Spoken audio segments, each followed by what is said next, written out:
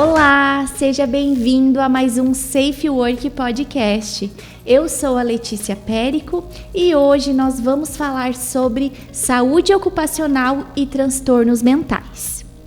No episódio de hoje, nós vamos explorar a matéria que foi publicada na revista Proteção, uma revista que é referência na nossa área de saúde e segurança do trabalho. A reportagem, escrita por Marla Cardoso, se chama Estado de Alerta e revela que as doenças mentais são a terceira maior causa de doenças ocupacionais, notificações por afastamentos dentro do ambiente de trabalho.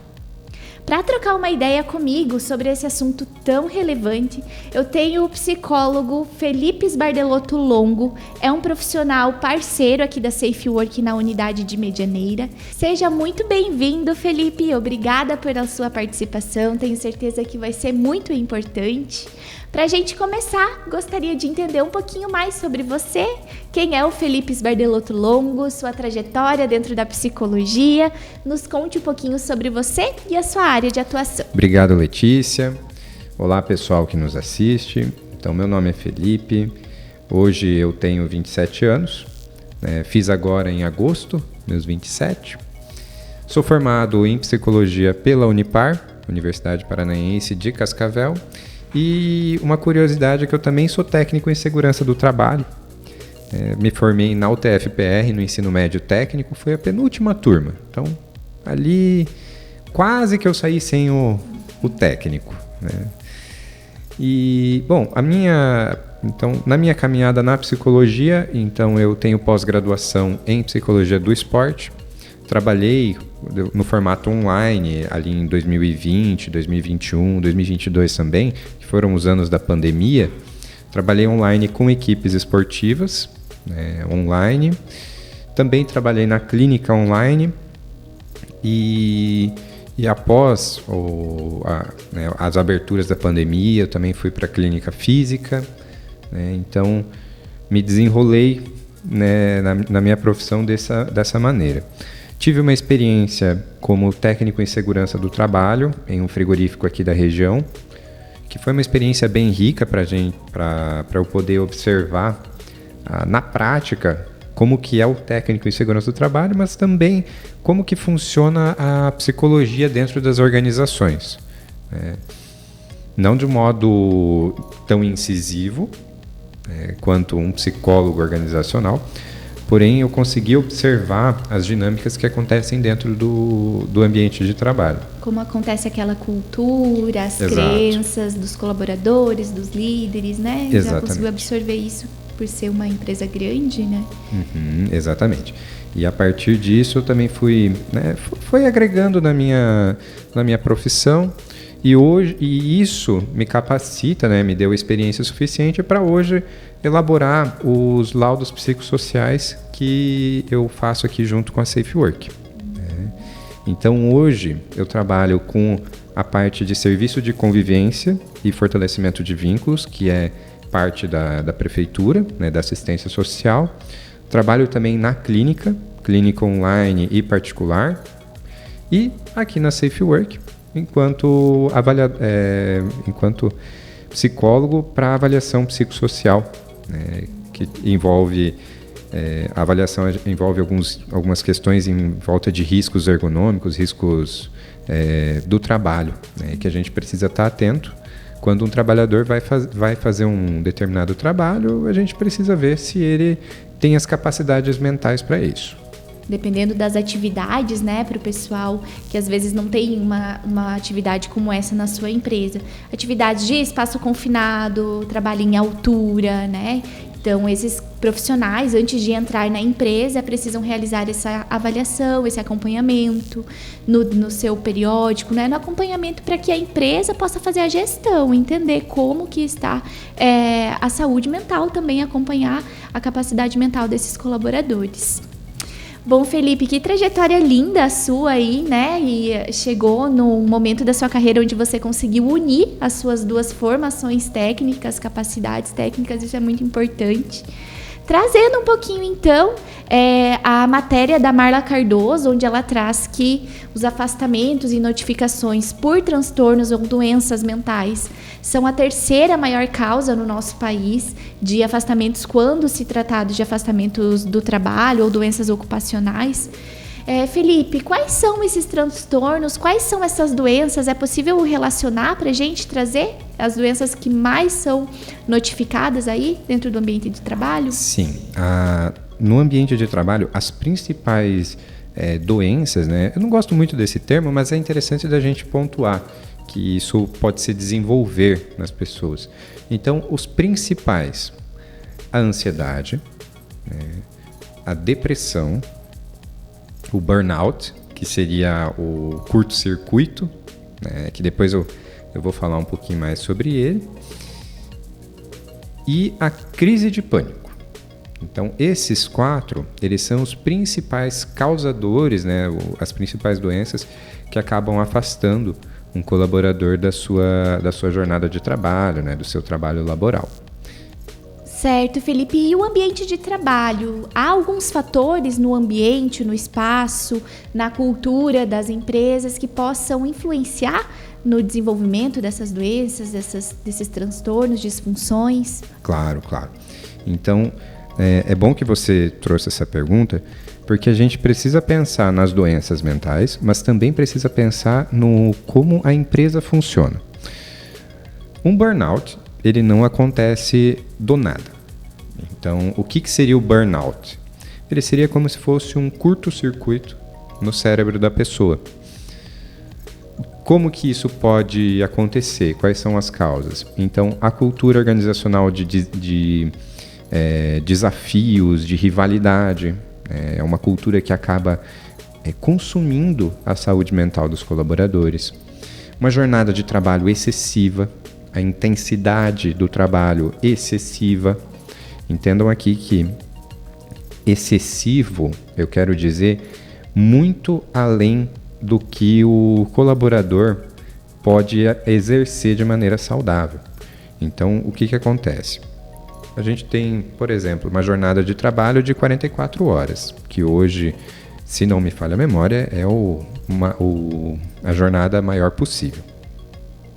Se dentro dessas 44 horas você tem uma intensidade de trabalho que é saudável, que a pessoa consegue lidar, né? Tem os desafios, e que é interessante de ter os desafios de trabalho, mas que ela consegue realizar aquilo, está tudo bem.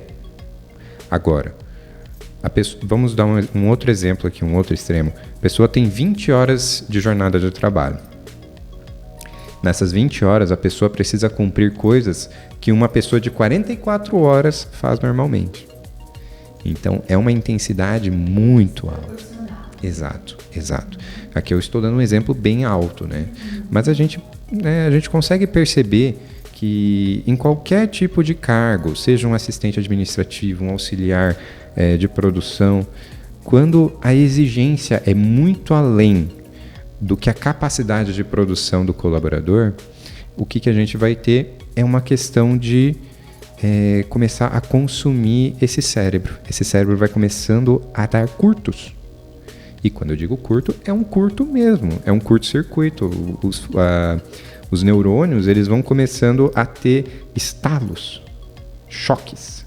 E esses choques vão incomodando. Impactam na produtividade, no humor, Exato, em tudo. Exato, em tudo. Então, voltando à parte ali da cultura, que a gente estava no foco, uma cultura organizacional que está sempre colocando os colaboradores em rivalidade, uma cultura organizacional de desrespeito dos líderes com os funcionários ou vice-versa, né, dos funcionários com as lideranças. Então, essas culturas que a gente pode dizer disruptivas, que nada mais são do que culturas que prejudicam, elas sim podem favorecer o aparecimento dessas questões mentais. Então, por isso que é muito importante da gente comentar sobre isso. Muito importante da gente pontuar e falar para você que está dentro de uma empresa, seja como gestor, seja em outro tipo de cargo, que você sim precisa olhar para esses pontos. né? E precisa olhar para si também. Muitas vezes a pessoa que está em processo de burnout não percebe, né? Entra no que a gente chama de overheating. O overheating, ele é o processo de sobreaquecimento. Imagina um carro, né? Vamos usar um exemplo que fica mais claro. Imagina um carro, você acelerou o carro, você pisou fundo lá no acelerador, a rotação foi lá para cima, ele anda, vai andando. Chega um momento que ele vai dar o aviso no painel, está começando a aquecer, tem um aquecimento fora do normal aqui. Esse é o overheating da pessoa. A pessoa vai começar a sentir alguns efeitos. Quando o carro pifa, aí é burnout. Então, quando nós estamos dentro de uma empresa, né, a gente está sentindo alguns sintomas, é necessário da gente observar e começar a tratar isso, tá? Seja eu comigo mesmo, seja eu com colegas de trabalho. Por isso que é muito importante da gente falar também sobre burnout. É legal, né, a gente ter essa visão. Eu acredito que até um episódio como esse é muito importante, Felipe, porque os profissionais da área de saúde e segurança, por exemplo, estão muito habituados a ver os riscos que são palpáveis, visíveis, né, ou às vezes na produção, o cuidado com as máquinas, com as limpezas, né, e os transtornos ou as doenças psicológicas, elas podem estar em um ambiente invisível, né. Por isso que é importante, né, a gente falar sobre aí a cultura das empresas, nós como gestores, com equipes, como uma posição de liderança, conseguimos ter esse poder, essa voz de ir mudando aos poucos, de trazendo essa cultura mais leve, mais acolhedora, mais acessível, que ao invés de ser disfuncional, né, e agravar esses sintomas, ela pode ser funcional e mostrar que a empresa pode acolher, pode entender, né, o que realmente está aí, as ansiedades, as doenças, né, de ansiedade que estão tão em evidência hoje em dia. Trazendo essas 4 principais doenças que a gente pontuou, que você pontuou para nós. Os sintomas, eles são parecidos? Os sinais e sintomas estão interligados? Que sinais e sintomas são esses, né? Que é importante que as pessoas estejam atentas. Bom, os sintomas, eles podem se complementar. Então, um burnout, né, a gente estava falando um pouquinho mais sobre burnout, ele pode aparecer junto com uma ansiedade, com uma depressão, tá? Do mesmo jeito que a síndrome do pânico pode aparecer com um quadro depressivo também, tá? Então, né, a gente tem muitas coisas ali que acabam aparecendo. Mas aqui eu vou colocar alguns sintomas que eles são bem visíveis, né, no nosso ambiente de trabalho, quando a gente observa alguém ou quando a gente começa a refletir sobre nós mesmos, e que são a maioria dos casos, né, onde os sintomas acontecem na maioria dos casos.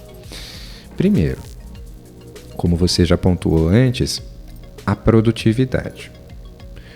Um funcionário, uma pessoa, um colaborador que está em um processo de defasagem, né, de diminuição da sua produção, ele precisa ser observado. Por quê? Se esse colaborador antes ele tinha uma produtividade, vamos supor aqui, legal, e ele começa a apresentar uma produtividade menor, isso pode ser um sinal. Pode ser um sinal de alguma questão mental. Por quê? Corpo e mente trabalham juntos. Se eu tenho a minha mente enfraquecida, o meu corpo também vai ficar enfraquecido. Um corpo e uma mente enfraquecidos não tem tanta energia para produzir. Então a produtividade, sim, ela é um ponto que a gente precisa observar. Totalmente relacionada. Exato. Junto com a produtividade, a gente tem o humor da pessoa. Então, uma pessoa que normalmente é calma, uma pessoa que, né, tem o seu controle emocional. Tem os seus estresses, né? Todos nós temos alguns estresses durante o dia. Só que essa pessoa, ela começa a ter picos de estresse, ela começa a ter crises de choro, né? Começa a ter períodos depressivos, né? Uma coisa que eu quero pontuar também. Uma coisa é a gente sentir a tristeza. Tristeza é natural. A gente não conseguiu uma promoção. É triste. Não atingiu uma meta, não conseguiu atender a um prazo, né? Isso. Teve uma reclamação, né? De um atendimento. Isso. São emoções naturais do ser humano, né? Exato. E quando que a gente precisa se preocupar com essa emoção? Quando essa emoção começa a perdurar, né? Ela começa a durar mais tempo. Então, a pessoa que ela está começando a apresentar esse humor mais cabisbaixo, né? Ela começa a ter irritabilidade. A irritabilidade é um ponto muito interessante. Então, essas questões emocionais, né, essa volatilidade do humor, ela quer dizer muito sobre as questões emocionais. Tá? E quando a pessoa está pelo menos 3 meses com você já começa a perceber a linha normal do humor da pessoa. Você viu que isso desestabilizou? Começa a ficar de olho. Porque pode ser que ali a gente encontre alguém que está num processo de sofrimento, num processo de adoecimento. Não está doente ainda. Tem como voltar, mas está num processo e precisa de cuidados. E nesse momento, o empregador, o líder, né? Percebendo esses sinais, esses sintomas, Felipe, que estratégias que ele pode ter para atuar preventivamente ou de forma prematura, né? Vir a intervir de forma precoce para conseguir apoiar e auxiliar aquele colaborador e buscar aí uma prevenção ou até mesmo evitar que evolua esses sinais, esses sintomas para algo mais grave mesmo. Bom, primeiro, o mais viável financeiramente, né, que a gente está falando em empresas e a gente precisa pensar também na questão financeira. O que eu vou dizer aqui pode parecer um pouco estranho, mas financeiramente a prevenção é sempre mais acessível. Por quê? Quando você precisa afastar um colaborador por motivos de doença laboral, doenças mentais laborais, é muito mais caro. Tanto o incômodo, né, de ir atrás das papeladas, ter que mexer com toda a parte, né, burocrática, e também da imagem da própria empresa. Tá? Então, isso vai te custar muito. Por isso que eu te digo, vá pela prevenção. Então, puxando aqui na prevenção, o que a gente pode fazer? Como que a gente pode prevenir essas questões? Primeiro, os benefícios. Então, quando você tem benefícios de saúde para o empregador, ou melhor, os benefícios. Então, quando o empregador ele oferece benefícios para os seus funcionários, para os seus colaboradores, que benefícios são esses? Bônus por assiduidade, plano de saúde, plano odontológico, né? Esses benefícios que facilitam a vida da pessoa, isso auxilia na manutenção da saúde mental do colaborador. O colaborador ele pode estar trabalhando ali para você, né? E ser um ótimo colaborador, mas a vida fora da empresa também conta.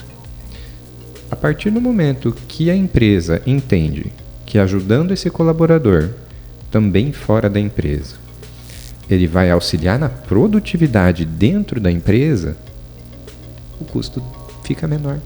Com certeza, você acaba resolvendo algumas situações com mais facilidade para aquele colaborador, né? Isso. Então, às vezes, uma ajuda nos exercícios físicos, aí, academia, isso. Espaço para cultura, lazer, também isso é tão importante, né? Família.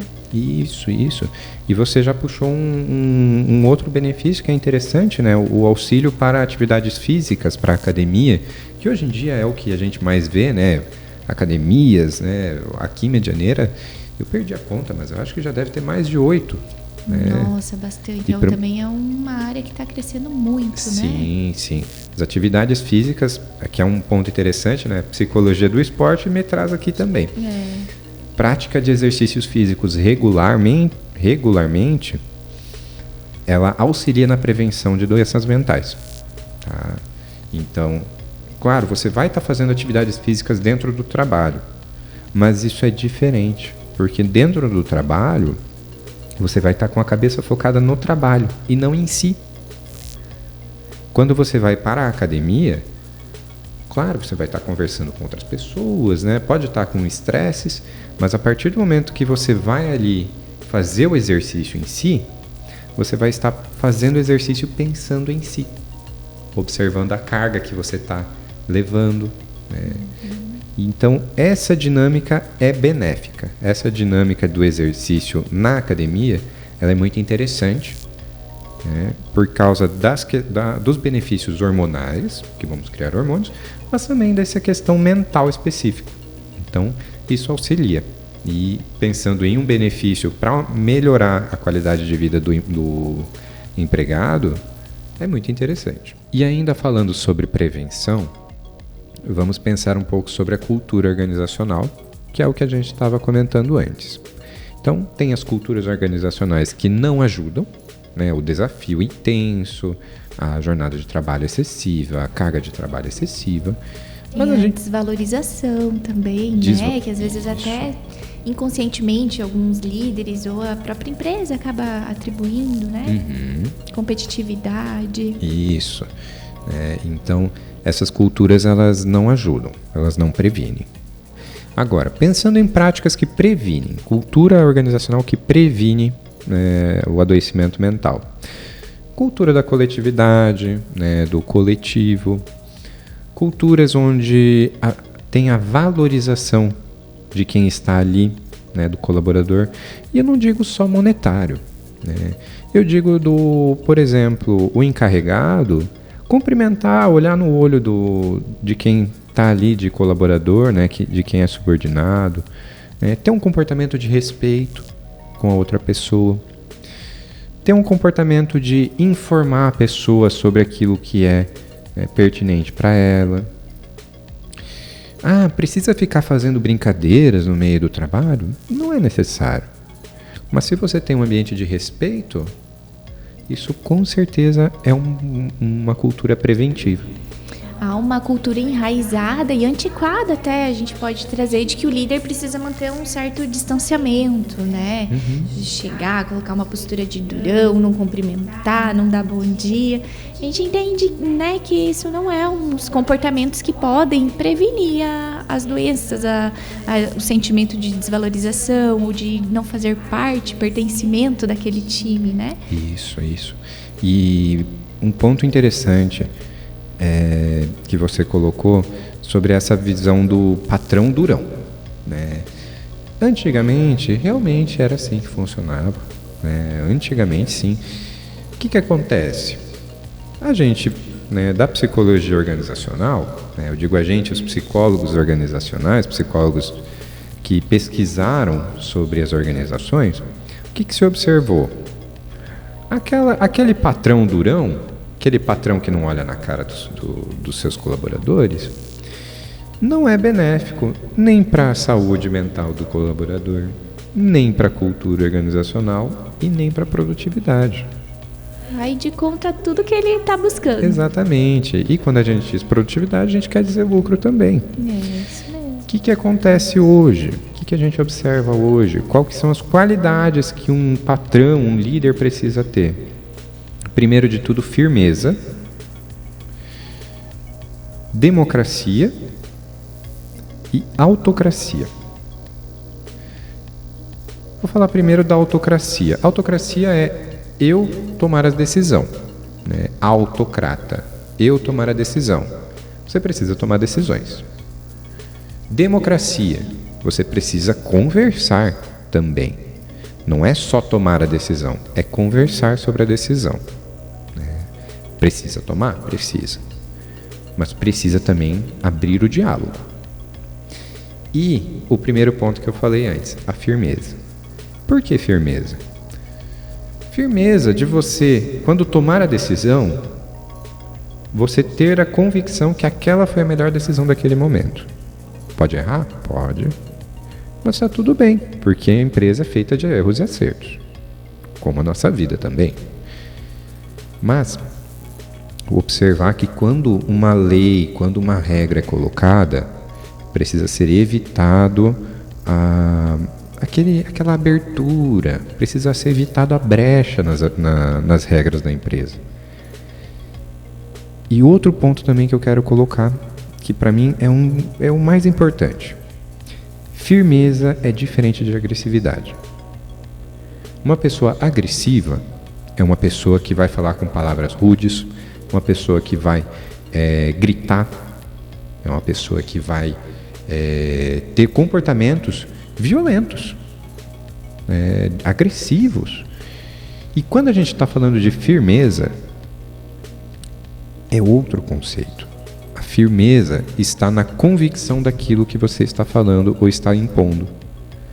Eu não preciso gritar para um colaborador que ele precisa atingir a meta. Se eu posso chegar nele, olhar nos olhos e falar, olha, eu entendo, né, que está um pouco apurado, mas a gente precisa que você atinja a meta. E perceba que é firme, é uma fala firme. Você vai atingir o objetivo de afetar aquele colaborador no sentido de, olha, você precisa atingir essa meta. E não vai precisar gritar. Não é do dia para a noite que a gente consegue fazer isso. Mas, a partir do momento que você cria essa cultura da firmeza na sua própria fala, aí você vai criar uma cultura de conversa e não de grito. Com certeza, você até permite, quando você está gritando, você permite que o outro grite com você também. Exato. Então imagine, né, que ponto que pode chegar. Mas aí você alimentando uma cultura de comunicação mais eficaz, mais assertiva, os resultados, né, podem ser inúmeros ali nas trocas dessa comunicação mesmo. Sim, sim.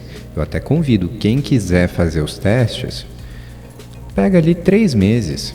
Né? Se você percebe que tem a cultura organizacional do grito, do berro, faz uma regrinha, né? Coloca ali no seu escritório, no seu ambiente de trabalho, 3 meses sem gritos. E depois me manda aqui nos comentários para ver como que foi a mudança. Tá? Porque são mudanças muito simples, mas que fazem toda a diferença no ambiente de trabalho. Traz um resultado bastante eficaz, né? E essas são formas de prevenção. Agora, aconteceu o adoecimento. O que eu faço? Para onde eu vou? Para onde que eu vou? Né? Fiz toda a parte preventiva, mas mesmo assim aconteceu. E agora? Bom, o que você pode fazer? Primeiro, sentar e conversar com aquele colaborador. Por mais debilitado que ele esteja, precisa conversar. Quais são formas de você minimizar ou melhorar a questão do trabalho daquele colaborador? Primeiro, você pode alterar o setor dele, né? Você pode mudar ele de setor, que às vezes aquele ambiente não está fazendo bem para ele, ele precisa respirar novos ares. Um segundo ponto, mudança da jornada de trabalho, é uma opção também. Você diminui a jornada de trabalho. Você também pode encaminhar essa pessoa para um atendimento psicológico. Hoje em dia existem plataformas online que fazem parcerias com empresas, né, contrato com empresas, e que eles disponibilizam o atendimento online, com psicólogos, tendo todo o sigilo, toda a questão ética em cima disso. Né? E, em casos extremos, precisa ser afastado do trabalho. Precisa ser... É interessante pensar também nas férias do colaborador, né, adiantamento de férias, né, observar se aquela questão mental está mais relacionada dentro do trabalho ou fora do trabalho, como que você pode observar isso? Através da própria conversa, que é o primeiro ponto. Né? Porque você pode fazer muitas alterações no seu próprio trabalho, mas o problema pode estar fora dali. Então... Essa primeira conversa, primeiro contato sobre esse assunto, porque às vezes até mesmo é um tabu você conversar, né, com o seu colega, o seu colaborador, sobre esse momento que as pessoas... Acaba sendo um momento mais delicado, mais difícil. Sim. E nesse momento da conversa consegue até entender se seria umas férias, uma mudança de setor, né? Exato. Às vezes a solução vem do próprio colaborador. Isso. Ele pode trazer para nós o que poderia estar auxiliando nesse momento. Claro. Então é uma estratégia bem interessante também, ou a escuta, né? E o escutar a pessoa resolve muitas questões, muitos problemas. Então, e um outro ponto, o medo de ser demitido nessas horas, ele prejudica. Tá? Então, por que a gente fala tanto da cultura organizacional? Se a gente tem uma cultura onde diminui a produtividade, sabe que vai ser mandado embora, a pessoa fica num processo de adoecimento mais rápido. E muitas vezes até mascarado ali, né? Claro. Né? Mantém um sorriso a toda hora, a todo momento. Isso também é um ponto que a gente precisa observar. Porque a qualquer momento aquela pessoa pode desabar. Não vai dar tempo de conversar, essa pessoa vai ser afastada do trabalho. E aí entra aquele outro ponto. Prejuízo tanto para a empresa quanto para a pessoa. Então, trabalhar bastante a prevenção. Mas se acontecer, tente abrir o diálogo, tente observar para onde vocês podem ir. Mudança de horário, mudança de setor, auxílio psicológico, auxílio de saúde, né? E não ficar focado só naquela parte do trabalho. Observar o que vai além do trabalho. O ambiente, dentro do trabalho, fora do trabalho, se tem alguma outra questão envolvida. Exato. E trazendo para a responsabilidade do empregador, da empresa, né? Manter esse ambiente de modo prevenido, atuar precocemente na prevenção do adoecimento, dos acidentes. A avaliação psicológica, a atividade, né, que você presta serviços hoje aqui para a Safe, é um método que pode ser utilizado aí para prevenção, como estratégia. Como que funcionaria isso, Felipe? Então, a avaliação psicológica, a avaliação psicossocial, ela funciona de caráter preventivo. De que forma? Então, a gente faz a avaliação psicossocial para avaliar traços de personalidade e, assim, evitar acidentes de trabalho, evitar condutas de trabalho que não são pertinentes a um determinado cargo. Né? Vou dar um exemplo aqui. Eu gosto muito de trabalhar com exemplos, já devem ter percebido. E legal que fica didático, a gente consegue ir visualizando. Acho muito legal. Eu acho melhor da gente aprender. Então, vamos lá. Se a gente, por exemplo, está fazendo carteira de motorista e eu sou uma pessoa agressiva. Está fazendo carteira de motorista. Ser uma pessoa agressiva no trânsito não é bom. A gente tem várias falas no meio dos cursos das autoescolas de que você precisa trabalhar a direção defensiva. E aí você me mostra traços agressivos. Não dá, né? Não liga. Então, claro, o teste que a gente pode usar dentro da avaliação, o teste em si, ele só vai me dar informações. A partir dessas informações, eu vou dizer, a partir do laudo, se a pessoa é apta com restrições, ou se a pessoa é inapta para um certo trabalho. Pode ter pessoas que são aptas para trabalhos laborais de escritório, mas é inapta para trabalho em altura. Às vezes a pessoa apresenta aspectos mais depressivos, né? Até mesmo agressivos. São vários pontos que podem ser investigados dentro desse método. Seria isso? Isso. Então, a avaliação psicossocial, ela vai nos dar direcionamentos. Ela não vai definir uma pessoa. Eu não vou chegar em você, por exemplo, e te dar um teste e eu vou pegar o teste e falar assim, olha, ela é depressiva. Não. Para a gente chegar num diagnóstico demora muito tempo, pelo menos 3 meses, tá? Mas ele vai dar elementos. Isso, ele vai dar alguns elementos. A partir desses elementos a gente vai observar os traços. A partir desses traços a gente vai fazer a avaliação. É apto ou não é apto? E isso já é uma forma de prevenção. Eu não deixo uma pessoa que tenha, por exemplo, questões neurológicas graves trabalhar em altura. É um risco que a pessoa corre, que eu corro, que o empregador corre, que todo mundo corre. Então, isso precisa ser muito bem observado. E é por isso que existe a avaliação psicossocial. Importantíssima, sabe, Felipe? A gente vê muitos empregadores mesmo, né? É natural, porque a saúde e segurança do trabalho, ela é bastante criteriosa, né? Tem normas técnicas, regulamentação, então causa realmente muitas dúvidas.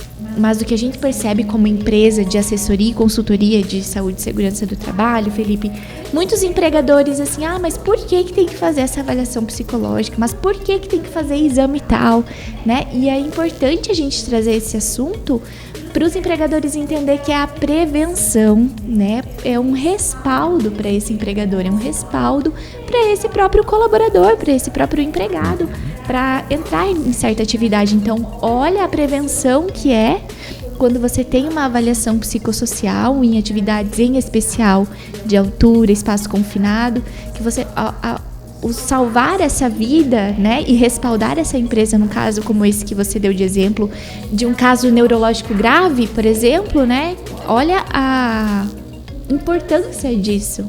Então é legal a gente trazer isso também para os empregadores conseguirem visualizar, porque, como eu disse, é natural essa dúvida, mas tem, né, sempre tem o porquê. E aí é importante, então, para os empregadores entenderem o porquê, né, de tudo isso, de ações como essa que nós, como assessoria, acabamos implementando, né, e recomendando. Felipe, dentro do método de avaliação psicossocial, que desafios que você enfrenta aí no seu dia a dia? Então, como todo o trabalho, a gente também enfrenta desafios. Nas avaliações, o meu maior desafio é as pessoas compreenderem a seriedade da avaliação. O que eu costumo falar é o que eu já falei antes: o teste não reprova, quem reprova é a avaliação. Então, as pessoas não compreendem a seriedade que a gente precisa ter em cima de uma avaliação psicossocial. Não é todo mundo que passa, não é todo mundo que é aprovado, não é todo mundo que fica apto a todos os trabalhos. E quando a gente vai aplicar uma avaliação e a pessoa faz de qualquer jeito, e esse jeito a gente observa que tem traços de falta de responsabilidade, isso também conta para a avaliação. Aí a gente acaba tendo essa dificuldade de saber se é falta de interesse em relação à avaliação psicossocial ou é interesse em relação à vida mesmo. Então, é uma dificuldade que eu enfrento. E uma outra dificuldade, mas que é comum, né, é a questão da pessoa entender o que está fazendo ali. Em compreender, por exemplo, eu uso o teste palográfico. O teste palográfico é o teste dos riscos e eu preciso explicar para a pessoa que ela precisa fazer os riscos, né? Que quando eu falo uma palavra, a pessoa pode continuar fazendo os riscos e em alguns momentos acaba parando, me olhando. Eu falo, pode continuar. Mas são questões assim mais leves. O principal seria essa seriedade em relação à avaliação psicossocial. E além da avaliação psicossocial, que é individual, né? Há outras medidas que podem ser implementadas para promover a saúde desses colaboradores dentro do ambiente de trabalho? Eu vou falar umas coisas bem simples. Que a gente já falou sobre a prevenção ali atrás, mas tem coisas muito simples que a gente pode implementar no ambiente de trabalho. Campanhas de conscientização, que são muito eficientes. A partir do momento que você cola um cartaz, a gente está agora entrando no Setembro Amarelo. Se você cola um cartaz do Setembro Amarelo, já é uma forma de conscientizar. Olha, saúde mental, observe seus comportamentos, observe a sua saúde mental. Isso já é uma forma. Jogos interativos. Mas eu vou ter que comprar um jogo? Calma. Vou dar um exemplo aqui. Pega uma caneca, enche ela de bolas de gude. e coloca um bilhete na frente escrito assim: quantas bolas de gude há nesta caneca? A pessoa que acertar ganha um prêmio. É uma forma de criar um desafio, algo diferente do cotidiano, né, que isso ajuda também a pessoa a se distrair um pouco do serviço. Dá para ser implementado em qualquer ambiente de trabalho. Eu estou falando aqui de bolas de gude numa caneca. Pode ser macarrão, os fios de macarrão dentro de um pote, pode ser balas dentro de um pote, pode ser ml de água dentro de um copo. São muitas possibilidades. Isso vai causar uma competitividade saudável. Lembra que a gente falou antes, né, da rivalidade. Que a gente está falando de competitividade saudável. Vai criar um ambiente diferente, né? E isso vai causar um bem-estar nas pessoas, geralmente, né? Tem alguns... Trazer esse momento de mais leveza, descontração. Isso. Né? Claro, vão ter as pessoas que são mais competitivas, né? Mas isso é natural e vai fazer bem para elas também, para elas aprenderem a competir, né? Então, são ações muito simples e que podem custar quase nada ou zero para o gestor. Existe também uma forma da gente melhorar o ambiente de trabalho, né, fazer um outro tipo de ação, que é o feedback anônimo. Você pode imprimir folhas de feedback, folha simples, pode ser só com linhas, ou com opções já programadas ali. Por exemplo, você gosta do seu ambiente? Coloca uma nota de 1 a 5. 1 a nota pior possível, 5 a melhor nota possível. E coloca ali, e coloca uma urna. A pessoa que for fazer ali, ela não vai se identificar, né, vai ter essa segurança e vai poder opinar. O que isso causa? A pessoa vai se sentir ouvida. Fala, opa, eu tenho voz aqui. Não estou aqui só como uma maquininha trabalhando ou só como uma pessoa qualquer aqui. Ninguém está olhando para mim. Tem um feedback aqui, a pessoa vai se sentir ouvida. E em especial se tiver alguma medida, alguma ação tomada em relação ao feedback, sim, imagina, sim. Né? Que grandioso. E é até interessante aproveitar esses feedbacks e dar um retorno, nem que seja negativo. A pessoa que está responsável ali faz uma compilação dos dados e repassa. Pode ser numa reunião, pode ser num texto no WhatsApp. Fala, olha, gente, a gente observou, né, a resposta de vocês, mas infelizmente não tem como implementar isso que vocês sugeriram, mas agradecemos a participação. Olha que rico isso. Uma mensagem no WhatsApp que valida a pessoa. Isso é muito benéfico, isso é muito valioso, né? E é algo simples da gente implementar. Tá? Outro ponto que entra mais na questão organizacional no sentido do trabalho, né, não de diversificação, mas sim do trabalho em si, do labor, a limitação de horas extras. Então a gente já tem uma limitação de horas pelo Ministério do Trabalho, mas é interessante da própria empresa colocar isso de maneira firme, né? Então, por exemplo, você só pode fazer 6 horas extras por mês. E isso ser bem colocado, bem firmemente colocado. Cobrado, né? Isso, né? O gestor chegar na pessoa... Acompanhado. Isso. O gestor conseguir chegar na pessoa e falar, olha, você já fez muitas horas extras, né? Você está chegando no seu limite, então espere, trabalhe menos, se resguarde um pouco. Legal. Então, isso é algo muito interessante de se observar também. E algo que a gente pode observar aqui é a organização do ambiente. A organização do ambiente de trabalho é algo que faz bem para a produtividade e que faz bem para o mental da pessoa. Uma pessoa que está trabalhando e sabe onde as suas coisas estão, eu sei onde está o capacete, eu sei onde está a minha água, isso auxilia, diminui o estresse. Então, isso é uma forma de prevenir, né? Uma forma de organizar o trabalho, uma forma de melhorar a produtividade e prevenir doenças mentais. Então, são essas dicas que eu posso dar, né, de mão na massa para o gestor. Que bacana, hein, Felipe? Todas as dicas tão acessíveis, né? E realmente com essa facilidade de aplicar no dia a dia, né? Obrigada por ter pensado nelas de uma forma assim tão realmente práticas e acessíveis.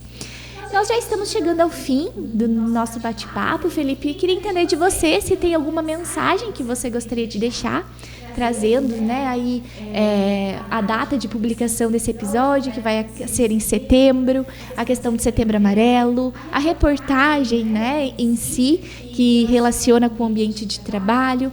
Tem alguma mensagem que você gostaria de utilizar para finalizar esse episódio? Então, primeiramente agradecer, né, o convite, agradecer quem ficou até agora nos escutando, né, aqui no nosso podcast.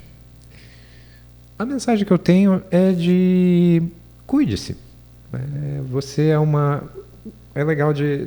Teve um exemplo que eu recebi na faculdade. Nós somos florzinhas. Nós somos plantinhas, como se fossem umas flores. Nós precisamos de água e nós precisamos de sol.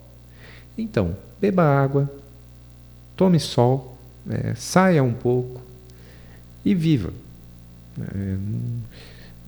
Tente não se aprisionar ao seu trabalho, seja você um colaborador, seja você um gestor. Viva a sua vida. Saia comer alguma coisa diferente. Faça algo que te faça feliz. Tá? Cuide-se. Essa seria a mensagem que eu teria. Ótimo, perfeito. Muito obrigada. Quem agradece somos nós da sua participação, Felipe. Nosso bate-papo foi muito importante, foi muito produtivo. Agradeço imensamente aí a tua disponibilidade. Agradeço a quem nos acompanhou. As nossas redes sociais estão aqui embaixo na descrição desse vídeo. Os contatos e redes sociais do psicólogo Felipe também encontram-se aqui. Fiquem ligados nos próximos episódios do podcast. A SafeWork está preparando muitas novidades para vocês. Inscreva-se no canal, siga as nossas redes sociais para acompanhar tudo. Muito obrigada e até mais!